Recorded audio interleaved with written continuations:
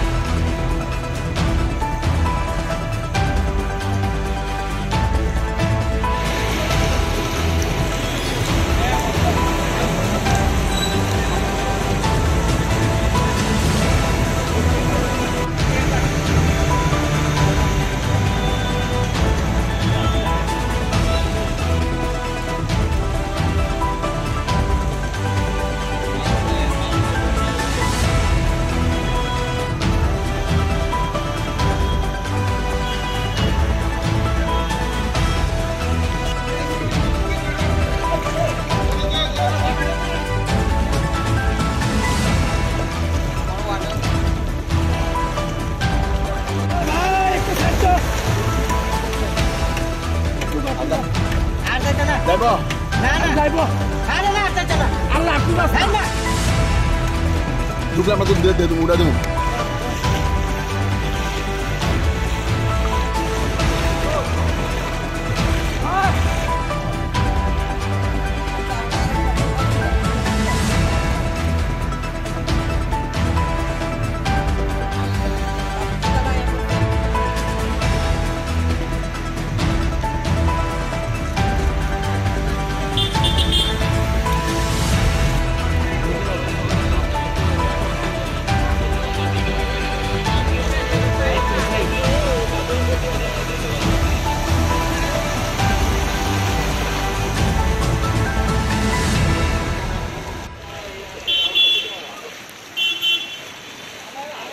কি কি এখন কি অসুবিধা আছে কোন জলের? হ্যাঁ আমার কিছু ময়নামনঙ্গ আশ্রমের পাশে কিছু লোক বয়স্ক বা বাচ্চারা আছে, আমি তাদেরকে তুলসী স্কুলে রেখেছি।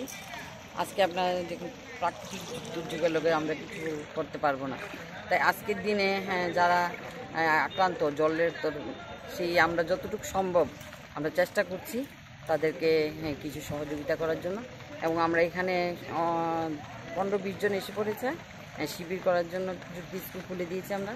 আর খাওয়ার ব্যবস্থা করছি সেন্ট্রাল রোড শিববাড়িতে, ওখানে রান্না হচ্ছে। এখানে সব মহানন্দ আশ্রমের পাশে প্রত্যেকটি ঘরে ঘরে জল, সবাই বিছনার উপরে উঠে আছে।